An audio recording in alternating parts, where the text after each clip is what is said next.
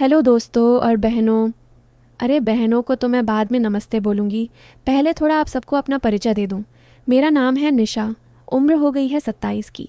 शादी को अभी 4 साल ही हुए हैं, पर मैं अभी भी वैसी ही लगती हूँ जैसे कॉलेज के टाइम में लगती थी। लोग कहते हैं ना कि मेरी कमर अभी भी 28 की है और जो ऊपर का है वो। अरे छोड़ो, हंस लो, शर्मा मत जाना। मैं रहती हूँ एक छोटे से मोहल्ले में, जहाँ सब एक दूसरे को जानते हैं और शाम को छत पर चाय पीते हुए पूरी गली की खबर लेते हैं। मेरा घर 2 मंजिला है और ठीक बगल में नया लड़का आया है रहने। नाम है उसका अर्जुन। उम्र होगी कोई 29 से 30। अविवाहित है, नौकरी करता है शहर में, पर घर पर आता है तो बस आता है। लंबा है, चौड़ा है, गोरा है, और जब भी शर्ट की बाहें चढ़ाता है ना तो उसकी नसें उभर के दिखती हैं। अरे छोड़ो ना, मैं क्या उसका बखान करने बैठी हूँ। तो बात ये हुई कि जब वो पहली बार घर में घुसा था, मैं अपनी छत पर कपड़े सुखा रही थी।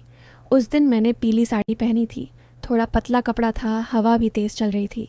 साड़ी का पल्लू बार बार उड़ रहा था और मैं उसे बार बार पकड़ पकड़ के थक गई थी। अचानक उसने नीचे से आवाज़ लगाई, भाभी आपका कपड़ा गिर गया। मैंने झुक के देखा तो मेरा एक लाल कलर का, मतलब वो जो रोज़ पहनती हूँ, वो नीचे ज़मीन पर पड़ा था। मैं शर्मा के मर गई। उसने उठाया और ऐसे हाथ बढ़ाया जैसे कुछ हुआ ही ना हो। मैंने झट से लिया और बोली, थैंक यू अर्जुन भैया। उसने मुस्कुरा के कहा, भैया मत बोलो भाभी, मैं तो तुमसे बस 2-3 साल बड़ा हूँ। उसकी आवाज़ में कुछ था, ऐसा लगा जैसे मेरे कान में घी डाल दिया हो। उसके बाद से धीरे धीरे बातें बढ़ने लगीं। पहले सिर्फ छत से छत, हाय हेलो। फिर मैं जब कूड़ा फेंकने जाती तो वो दरवाजे पर खड़ा मिलता। एक दिन तो मैंने देखा वो मेरे घर के बाहर खड़ा है और मेरे नाम की नेम प्लेट को ऐसे घूर रहा है जैसे पहली बार देख रहा हो। मैंने दरवाज़ा खोला तो वो चौंक गया। बोला, भाभी वो, मैं सोच रहा था कि आपकी बेल बजाऊं कि नहीं। दरअसल मेरे घर में नमक खत्म हो गया। मैं हंस पड़ी। अरे नमक? इतनी रात को नमक?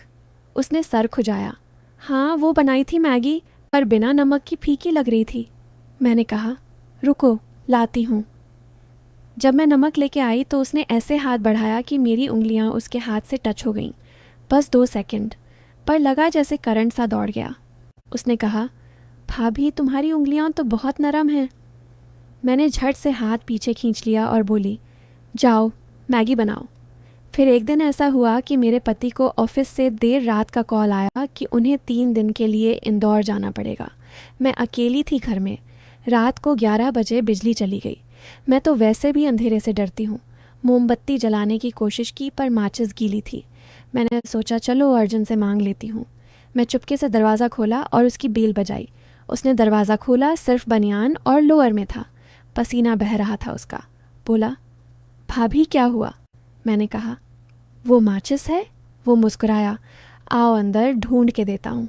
मैं अंदर चली गई। उसका कमरा बिल्कुल साफ सुथरा था, पर बिस्तर पर कुछ कपड़े बिखरे थे। उसने एक बॉक्स निकाला और माचिस दी। तभी बिजली आ गई। लाइट जलते ही मैंने देखा उसके बिस्तर पर एक मैगज़ीन पड़ी थी, ऊपर से लाल कपड़े वाली औरत थी। मैं शर्मा गई। उसने फटाफट मैगज़ीन को तकिए के नीचे डाल दिया। बोला, भाभी वो पुरानी है। मैंने कहा, हम, मुझे क्या, मैं चलती हूँ। पर जाते वक्त मेरी साड़ी का आंचल उसके पंखे में फंस गया। मैं झटका खा के पीछे हुई और उसकी बाहों से जा टकराई।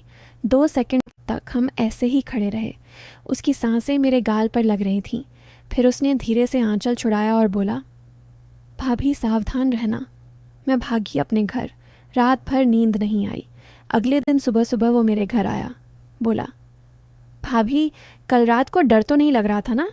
मैंने कहा, नहीं नहीं सब ठीक है। वो बोला, मैंने सोचा आज शाम को तुम्हारे घर आ जाऊं, मतलब अगर तुम्हें कंपनी चाहिए तो। मेरे पति 3 दिन बाद आने वाले थे। मैंने कहा, ठीक है आ जाना, चाय बना दूंगी। शाम को वो आया। मैंने नई साड़ी पहनी थी, गुलाबी कलर की। हम छत पर बैठे। उसने कहा, भाभी तुम बहुत खूबसूरत हो, तुम्हारे पति बहुत लकी हैं। मैंने हंस के टाल दिया। फिर बातें होने लगीं। उसने बताया कि उसकी एक गर्लफ्रेंड थी, पर छोड़ के चली गई क्योंकि वो शादी नहीं करना चाहता था। मैंने कहा, तुम शादी क्यों नहीं करना चाहते? वो चुप रहा।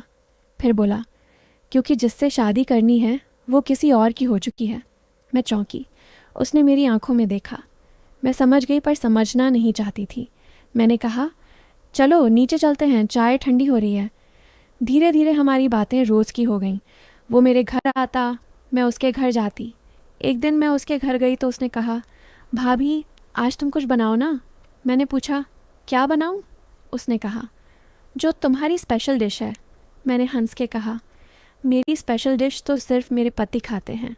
वो चुप हो गया। फिर बोला, भाभी तुम्हें पता है मैं तुमसे बहुत मतलब तुम बहुत अच्छी हो। मैंने कहा, अर्जुन तुम भी बहुत अच्छे हो। उस दिन मैंने उसके लिए गाजर का हलवा बनाया। जब मैंने उसे खिलाया तो उसने मेरी उंगली चाट ली। मैंने हाथ खींच लिया पर दिल में कुछ हुआ। फिर एक दिन मेरे पति आ गए। अर्जुन थोड़ा दूर हो गया पर अब भी नज़रें मिलती थीं। एक दिन मैंने देखा वो किसी लड़की के साथ बाइक पर जा रहा था। मैं जल गई। शाम को मैं उससे मिली। मैंने पूछा, वो कौन थी? वो हंसा, भाभी जल रही हो? मैंने कहा, नहीं बस यूं ही पूछा। उसने कहा, वो मेरी मौसेरी बहन है। मैं राहत की सांस ली। फिर धीरे धीरे मेरे पति को ट्रांसफ़र हो गया दूसरे शहर। हमने घर बेच दिया और जाने की तैयारी करने लगे। आखिरी दिन मैं अर्जुन के घर गई। मैंने कहा, अर्जुन मैं जा रही हूँ। वो चुप रहा। फिर बोला, भाभी तुम खुश रहना। मैंने कहा, तुम भी। मैंने उसे गले लगाया, बस 2 सेकंड का गले लगना। फिर मैं पीछे हटी। उसकी आंखों में आंसू थे। मेरी भी आंखें भर आईं। मैंने कहा, अर्जुन तुम बहुत अच्छे इंसान हो। जिस लड़की से तुम शादी करोगे वो बहुत लकी होगी।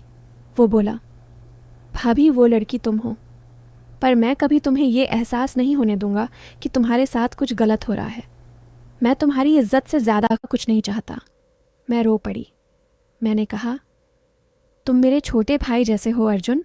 मैंने तुम्हें कभी गलत नज़र से नहीं देखा, पर तुमने मुझे जो सम्मान दिया वो कोई नहीं देता।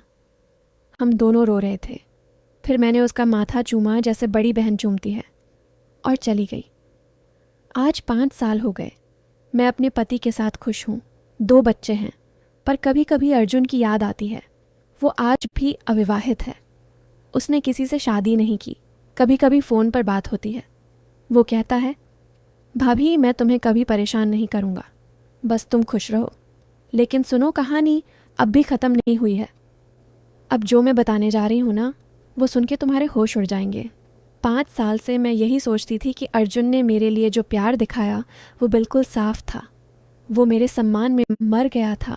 मैं उसे अपना छोटा भाई मानती थी, पर सच तो कुछ और ही था। 2 महीने पहले की बात है। मेरे पति का फिर से उसी पुराने शहर में ट्रांसफ़र हो गया जहाँ हम पहले रहते थे। हम लोग वापस आ गए। पुराना घर तो बिक चुका था, इसलिए हमने दूसरा घर ले लिया, पर गली वही थी। मैं डर रही थी कि अर्जुन से मुलाकात होगी तो क्या करूँगी।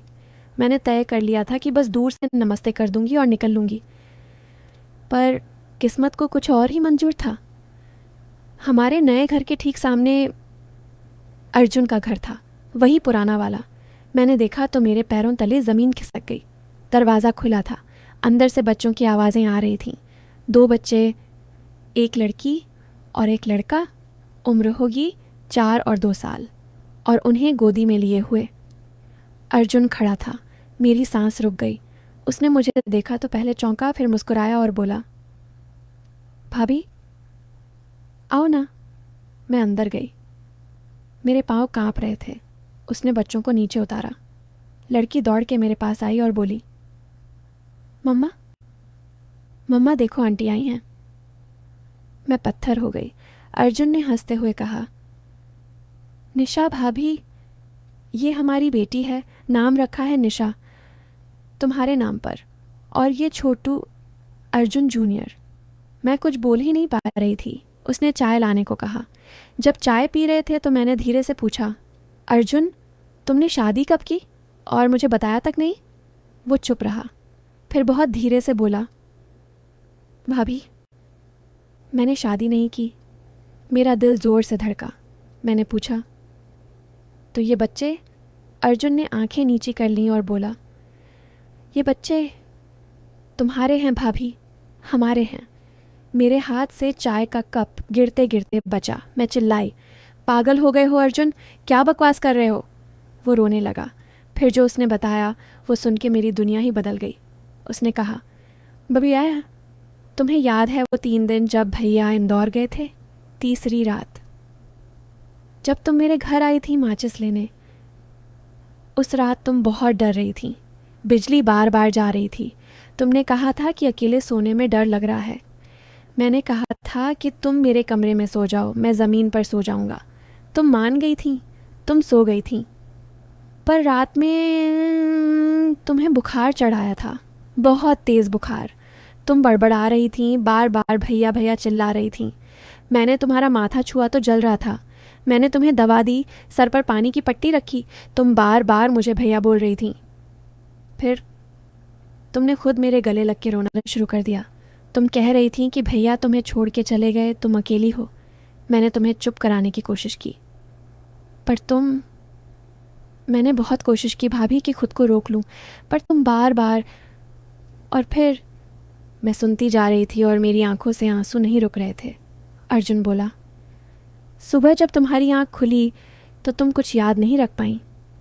तुमने सोचा शायद सपना था। तुम बहुत शर्मिंदा थीं और भाग गईं। मैंने भी कुछ नहीं कहा। पर भाभी, उस रात के बाद तुम प्रेग्नेंट हो गई थी, तुम्हें पता नहीं चला। जब भैया वापस आए तो तुमने सोचा बच्चा उनका है, पर मैं जानता था। मैं हर महीने तुम्हारे घर के बाहर खड़ा रहता था, तुम्हारा पेट देखता था। जब तुम्हारी बेटी हुई तो मैं अस्पताल के बाहर खड़ा रहा। उसका चेहरा बिल्कुल मेरे जैसा था। मैंने कभी कुछ नहीं कहा। मैं रोए जा रही थी। मैंने पूछा, फिर दूसरा बच्चा? अर्जुन बोला, जब तुम दोबारा प्रेग्नेंट हुई तो मुझे पता था ये भी मेरा है। मैंने उस औरत से मदद मांगी जो मेरे घर में काम करती थी। उसका खुद का कोई बच्चा नहीं था। मैंने उससे कहा कि वो मेरी पत्नी बन के रहेगी, सिर्फ नाम का। मैंने उसे पैसे दिए, घर दिया, सम्मान दिया। बच्चे मेरे हैं, पर दुनिया के लिए वो उनकी माँ है। मैंने कभी किसी को सच नहीं बताया। मैंने सोचा था कि तुम्हें कभी पता नहीं चलेगा, तुम खुश रहोगी। मैं ज़मीन पर बैठ गई। मेरे दोनों बच्चे मेरे अपने नहीं थे, वो अर्जुन के थे। और अर्जुन, जिसे मैं छोटा भाई समझती थी, उसने 5 साल तक ये राज अकेले ढोया। कभी ज़ुबान पर नहीं लाया, मेरे बच्चों को अपनी गोद में खिलाया, पर कभी ये नहीं कहा कि ये उसके अपने हैं। मैंने उससे पूछा, तुमने मुझे क्यों नहीं बताया? अर्जुन ने रोते हुए कहा, क्योंकि मैं तुमसे सच्चा प्यार करता हूँ भाभी। मैंने तुम्हारी ज़िंदगी बर्बाद नहीं करनी थी। तुम अपने पति के साथ खुश थी। मैंने सोचा मेरे बच्चे मेरे पास हैं, मैं उन्हें पालूंगा, तुम्हें कभी तकलीफ़ नहीं दूंगा। मैं उसके गले लग के रोने लगी। मेरे बच्चे दौड़ के आए और हम दोनों को गले लगाने लगे। उस दिन मैंने अपने बच्चों को पहली बार सच में देखा। उनकी आंखें अर्जुन की आंखें थीं, उनकी नाक अर्जुन की नाक। आज हम तीनों, मैं, अर्जुन और मेरे पति, सब कुछ जानते हैं। मेरे पति ने मुझे माफ़ कर दिया। वो कहते हैं कि जो हुआ वो गलत वक्त में हुआ। अब बच्चे हमारे सबके हैं। अर्जुन अब भी मेरे सामने भाभी से बोलता है, पर अब जब वो बच्चों को गोद में लेता है तो मैं देखती हूँ उसकी आंखों में जो सुकून है वो किसी बाप की आंखों में ही होता है। तो दोस्तों, ये थी मेरी और अर्जुन की असली कहानी। अब बताओ, क्या तुम्हें भी रोंगटे खड़े हो गए? मैं आज भी जब अर्जुन को देखती हूँ तो बस एक ही बात सोचती हूँ, सच्चा प्यार वाकई चुप रहना जानता है। बस इतना चुप कि पूरी ज़िंदगी निकल जाए और किसी को पता भी ना चले।